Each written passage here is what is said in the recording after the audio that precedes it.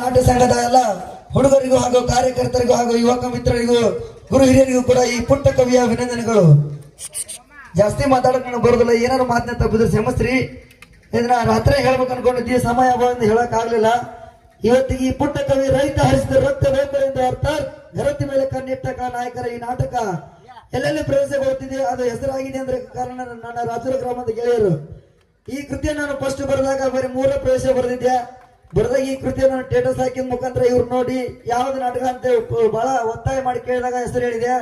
Continue ಆ ಕತೆ ಮುಗೋರಿಗೆ ಇವ್ರು ನಾವು ಆಡ್ತೀವಿ, ನಾವು ಬರೆದು ಕೊಡ್ಬೇಕಂತ ಪ್ರೋತ್ಸಾಹ ಮಾಡಿದ್ರು. ಇವ್ರು ಹೇಳ್ತಕ್ಕಂಥ ಈ ಕಥೆಯನ್ನು ಬರೆದು ಕೊಟ್ವಿ.